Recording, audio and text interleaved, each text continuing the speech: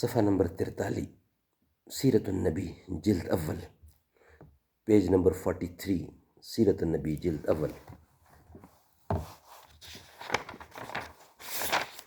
اردو زبان میں سرور عالم صلی اللہ علیہ وسلم کی سیرت پر جامع ترین کتاب سیرت النبی، لکھنے والے ہیں علامہ شبلی نعمانی رحمۃ اللہ، علامہ سید سلیمان ندوی رحمۃ اللہ۔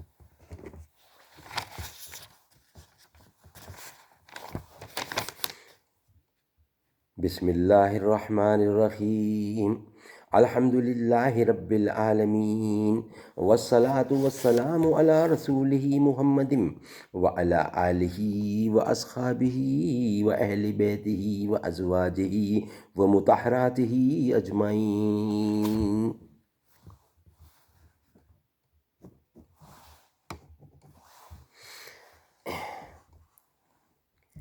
ابن جوزی نے کہا ہے کہ جس حدیث کو دیکھو کہ عقل یا اصول مسلمہ کے خلاف ہے تو جان لو کہ وہ موضوعی ہے۔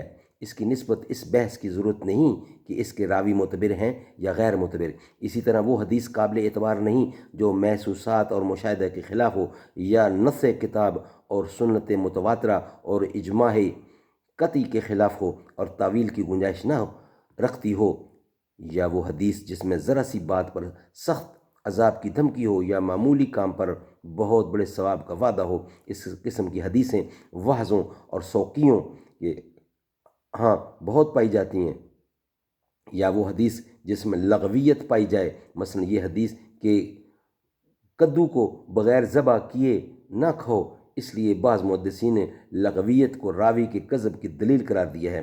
یہ تمام قرینے خود درائیت سے متعلق ہیں، اور کبھی یہ قرائن راوی کے متعلق ہوتے ہیں، مثلا غیاث کا واقعہ خلیفہ مہدی کے ساتھ، یا جب کہ راوی کوئی ایسی حدیث بیان کرے جو اور کسی نے نہ بیان کی ہو، اور خود راوی جس سے روایت کرتا ہے اس سے ملا تک نہ ہو، یا وہ حدیث جس کو ایک ہی راوی بیان کرتا ہے حالانکہ بات ایسی ہے کہ اس سے اوروں کو بھی مطلع ہونا ضرور تھا، جیسا کہ خطیب بغدادی نے کتاب الکفایہ کے شروع میں اس کی تصریح کی ہے۔ یا وہ روایت جس میں کسی عظیم الشان واقعے کا ذکر ہے، اگر وہ واقعہ ہوا ہوتا تو سینکڑوں آدمی اس کو بیان کرتے، مثلا یہ واقعہ کسی دشمن نے حاجیوں کو کعبہ کے حج سے روک